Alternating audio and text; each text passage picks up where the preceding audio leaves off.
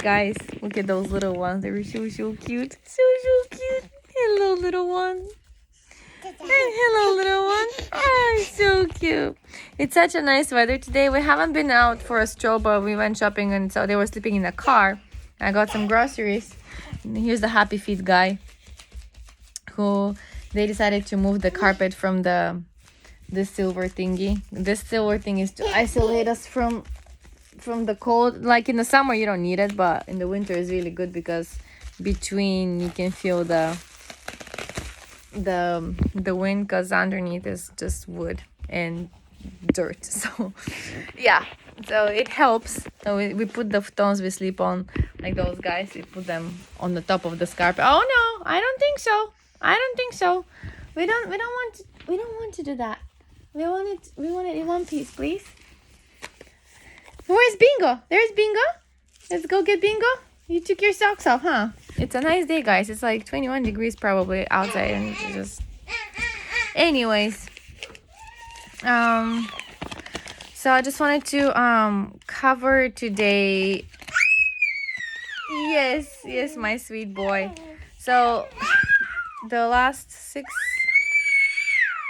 videos were about the 10 things that this guy wish he had done to protect his marriage, which ended in 16.5 years.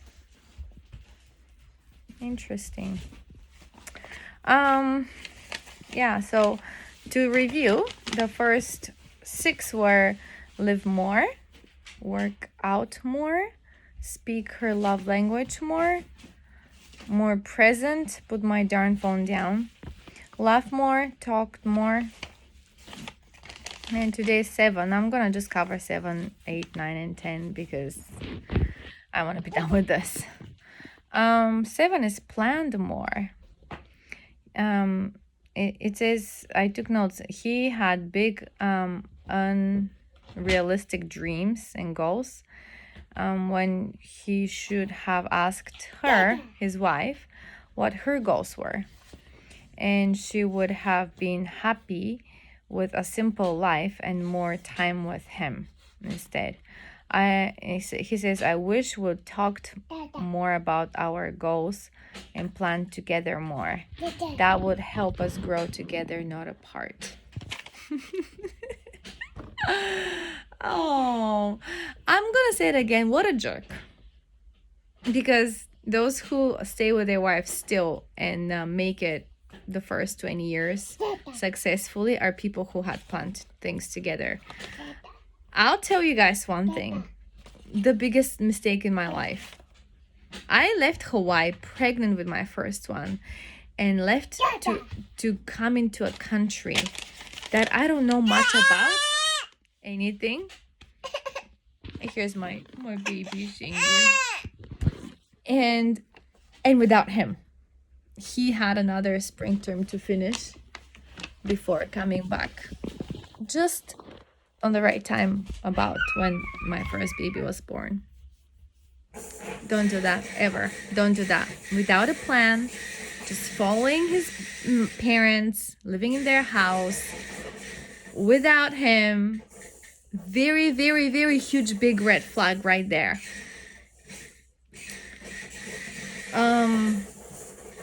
Yeah, plan ahead, plan together from start, even before you get married. That's even better. When you're engaged, start planning ahead everything. Otherwise it ends up one is pulling the strings and the other one is following, and doesn't end up good for the follower. Okay. That would help us grow together, not apart. It's better to make a mistake, but make it together. Make a decision together. Maybe a mistake, maybe it works out later with hard work, but do it together. Okay?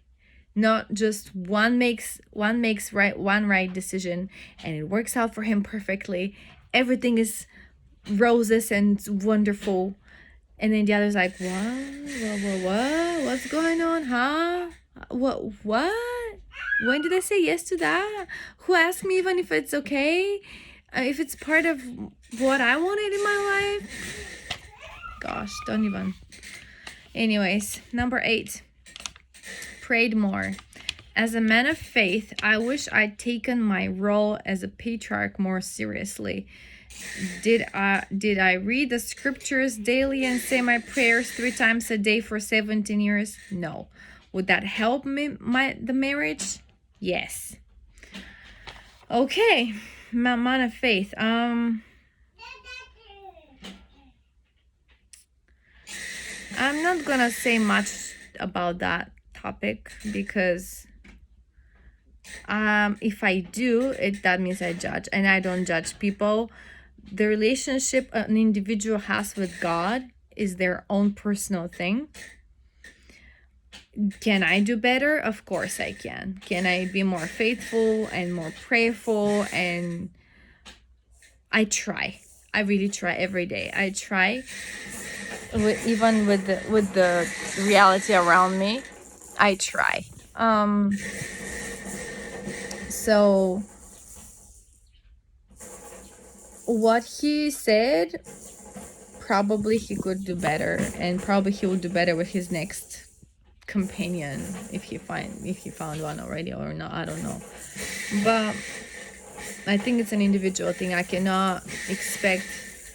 I mean, I could have expectations, basic expectations, because I do have expectations of my kids too. Also, we don't go to church right now because of the pandemic. So we hold a little hour meeting on every Sunday in our family, but it's not the same. And as much as I try, I really don't have the energy and the time to prepare for. No, I really don't. Even if I want to, I don't have I wish I had the supplies, the materials, the time, and the preparation to make a lesson, say from the scriptures, like a story where the kids can learn something. Do they spend time with their father talking about spiritual things? I don't know. I don't think so. Does he give them blessings before the new school year? I don't think last time that happened. Do we get blessings of healing or a blessing for guidance when I feel like I need it? No, I don't. I don't really. If you don't feel close to a person, you don't really go on asking for a blessing. Yeah, no. Yeah, that also draws apart things, people as well. Okay, number 9, listen more. When we'd argue, would both be defend ourselves and say cruel and mean words to excuse ourselves and hurt each other. I wish I'd listen more to her feelings and then try to work on what upset her and not defend myself. If I had a time machine, would have started going to marriage counseling to learn better tools to communicate and listen to each other. Interesting. Time machine, huh? Oh, no time machine will help you, man. If you realize that. No, it's just no time machine can make you do better, because the time machine will turn you back into the person you were before, and that's I don't know. But isn't that true though? I remember there was one occasion when we were still students at in Hawaii, and my sister was about to get married, I think. I think they were engaged, and we were already married, and so they were both Japanese, but they were, of course, they were friends too. And but one night, my sister knocked on my door crying, and something upset her, and so she was really not sure if she wanted to marry that guy anymore. Something really upset her. I don't remember details or anything. I just remember, she slept on the couch that night. Did she? I don't remember. See, I don't remember. That was way back. College student life drama and all. But I was to the point where I was like, well, sis, don't do that. Like, don't get yourself through that. And a person who makes you feel like that doesn't deserve you, on my opinion. And so, and at that time, my husband was doing peace building classes and mediation, how to become a mediator between two sides. So, pumped up with that in mind, he decided to get them, me on one side, and then them. And at that point, time passed, and she was already okay. They were on good terms, and they eventually got married. But like, I was on the edge with that guy, because I was like, as good as this nation is, and their culture, and then humility that they care with themselves, and I just don't want my sister to be hurt, because I was always the big sister, and I always had to protect my little sister, and I don't want anything to happen to her. It's like Anna Elsa kind of relationship. Okay, you guys, okay? And so I was like really on the edge with that guy. I mean, he's a great guy and all, but like, I was like, I don't know what was going on. And anyway, so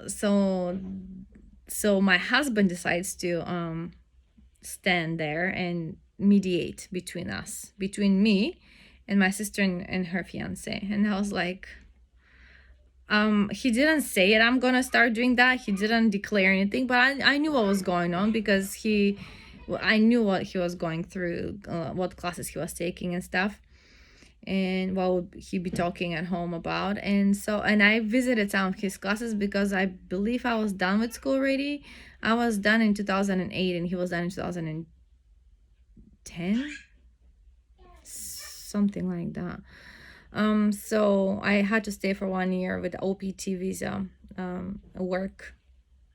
It's a 1 year work visa, so I could stay there instead of going home back to Bulgaria. And so the moment he said, the moment I felt that he was doing that, I felt betrayed right there, because here is like those two people, they're engaged, they're working their way to become better and to start a marriage, soon. And I was the one that was already married, and I was married to that guy who decides that he will be mediator between me and my sister. That would never happen. That would never happen. I was so frustrated with him. I was thinking in my head, this guy that I'm married and say yes to, that is from completely different continent and has completely different mindset from mine, and the way he reasons and sees the world, he did not have my back. He actually was asking me questions and trying to work out the problem from a third person, kind of the conflict. And so I was like, what the heck? I was really frustrated. I remember I was really frustrated, and from then on, I thought, okay, I am not sure. That was like in college, you guys. We were still in college. And by the way, I was pregnant with my first baby, which I lost in 8 weeks, along 2 months. And soon after this happened, I lost my baby. Another story for another time.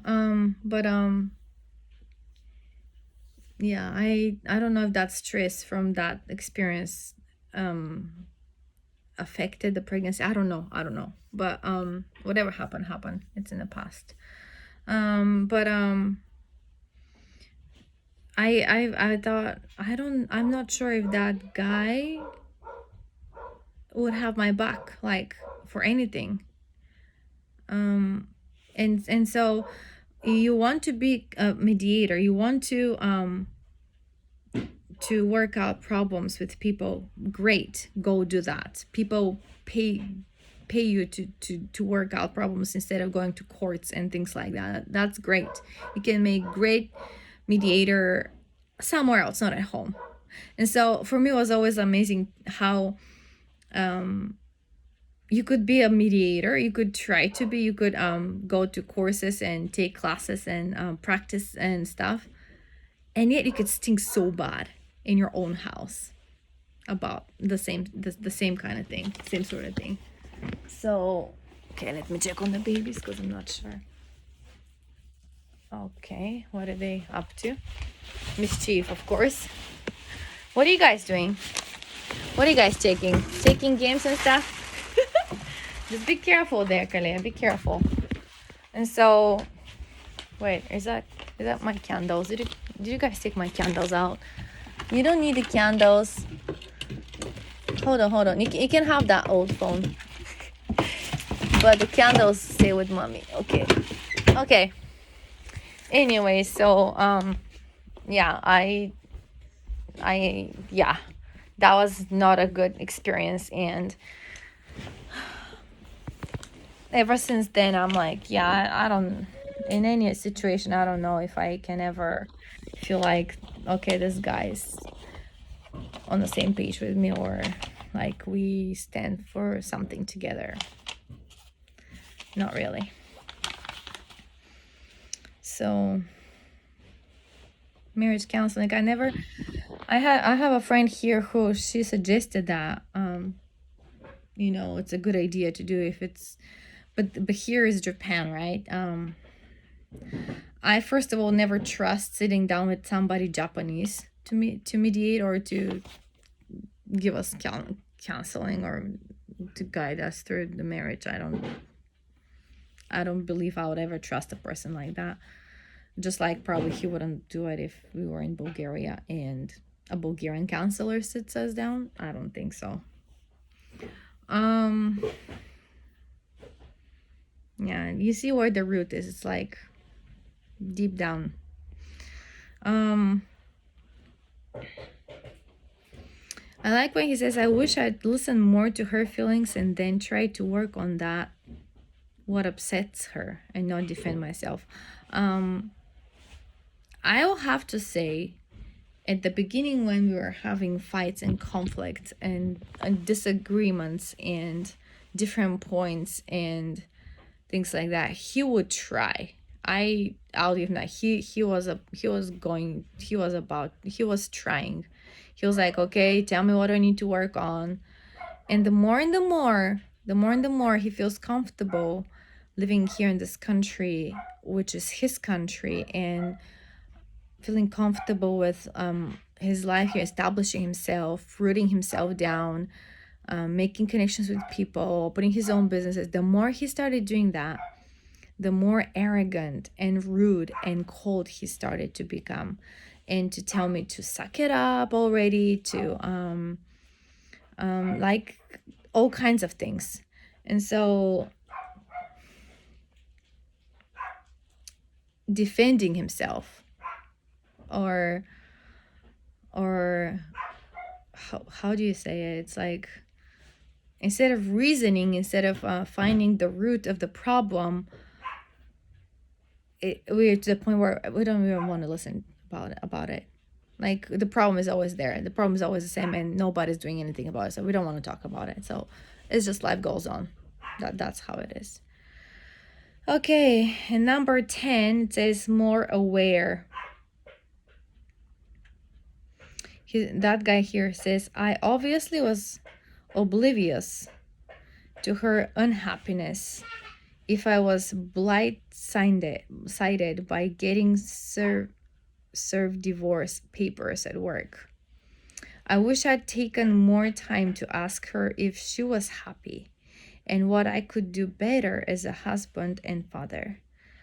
I should never assume all is well in Zion when silently she may be screaming for affection, attention, or help.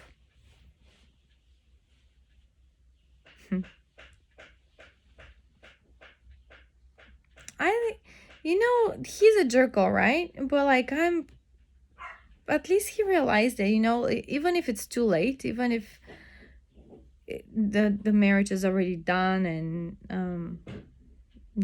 kids are probably with the mom and everything. I wish he understood it, realized it early, but at least he realized it.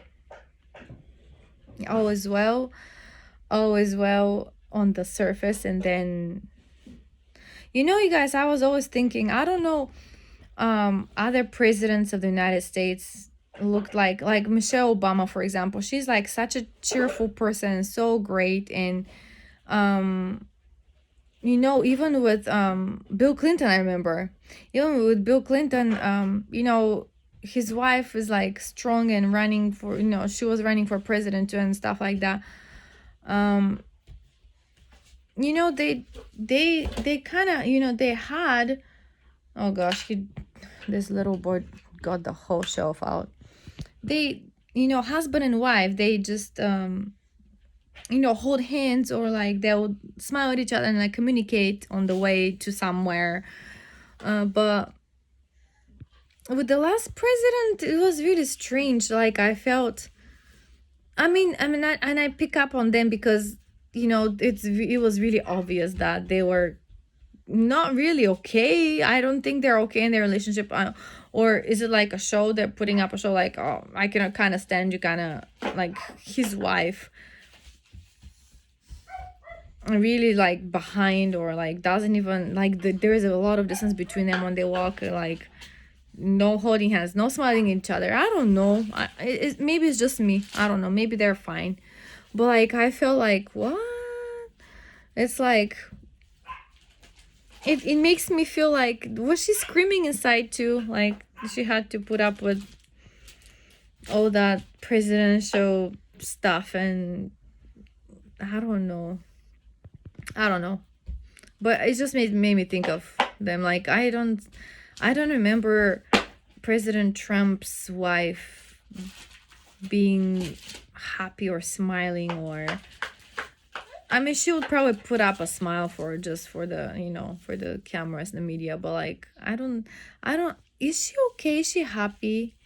Is she happy with who she is and what she's accomplished? And they have grown up kids and stuff, and is she okay? Is she happy with him? Because doesn't look like it. Again, I don't really know them. I'm pretty sure they're like a normal family like everybody else, but it's just, I don't know. It's just when it makes me think of them like silently maybe screaming for attention or help or anything. Yeah.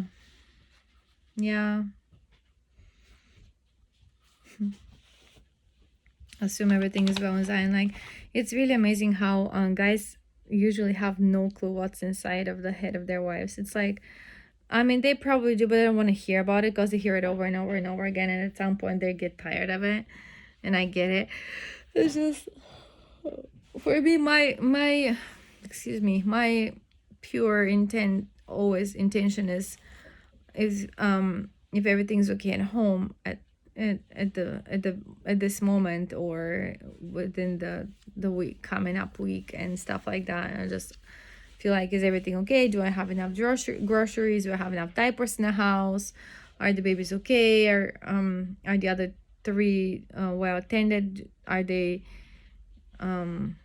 okay with, like, do they do their homeworks, or what is the situation? And like I try to kind of like be like this bee that goes from flower to flower, make sure the flower is okay and in a good condition, good posture, and the sun gets enough sunshine, enough water, enough, that's how I feel like I am. It's like they're like 5 little flowers, and I have to go and mend them every day. Just have to take care of them.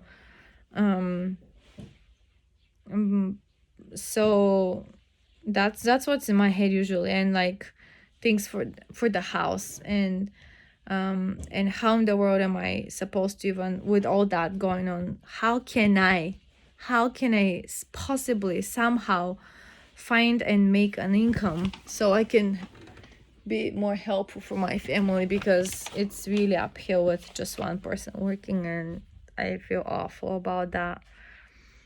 It's just not enough. Living in Japan is not easy, you guys. Just things are pricey, and so that's in my head. But like, and so that's why my intention was never to ever live here. But the thing is, if I always wanted to live in the States, but we both aliens, that makes things complicated. And like, you have to find a job where the company would provide a visa for you and your family, and it's tons of money to pay for.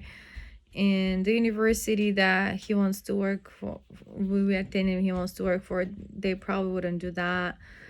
So I don't know. It's like going in this circle. It's like a cycle. It just never ends. It's like going on, and going in circles. I'm going in circles and circles, and he's enjoying his life here, and he's fine. But I don't want to be part of it, because that was never my reality, and I never wanted that. And so even if it sounds great, if it's good, if there are new buildings around, nothing really makes me happy or enjoy it, because it's not planned together. It's not listened more. It's not like be more aware of. And I completely shut down when the twins were to be born, and I was under a lot of stress, because I'm not gonna even start telling you guys how hard it is to carry two and to still go to work. They were due in January. I worked till October, the end of October. And so I stayed home in November and December. And then they were born on January 7th. So that was a lot of, but then also the mentality of like, okay, I have to stay home now for 2 months, and there is no paycheck coming in, and I need to prepare the house and my head for the fact that I will be recovering from a C-section, and having to watch 2 babies, and he was starting his business, about to build a new building, and so everything was coming at the same time, and it was winter, and it was just horrible. And winters here, just misery, I tell you. This house to me is not built to be for winter. This is, I don't know, it's like Hawaiian kind of style, like breeze come through and just nice. And in the winter is a misery here. Anyway, so and then they dropped me the previous day before, the day before the C-section, I believe in the late afternoon, evening or something. So I was scheduled to eat dinner in that hospital, and so we were in the little convenience store that was inside of the hospital. The hospital is so big, it's just like a city inside. And so the boys, and we were like on this kind of like crossroad where they go out, and I go to the elevator to go to my room. And I haven't been like so affectionate or like lovey-dovey after I finished work, where I was like busy and lively, and like the 2 months at home I was pretty much on the couch, because it was painful. It was just like hard to walk even. And is that right, you guys? Mommy has to clean up your mess. Oh dear, it's okay, you play. And so I was reaching for a hug from all my kids. And then I was telling them, I'll see you guys, I'll see you after the babies are out, and we can come and see them. And so kind of like he was ready to go. He was like ready to go. And so I reached out, when it was like kind of like a hug or a kiss, or I tried to, but he kind of like he backed up and he just turned himself or something, and I was like, okay, that's it. Why even try?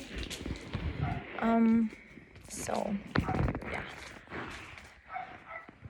everybody has their own different story, everybody has their own different outcome, and I don't really know what mine is yet, but yeah, I'll just leave it here and I'll talk to you guys soon.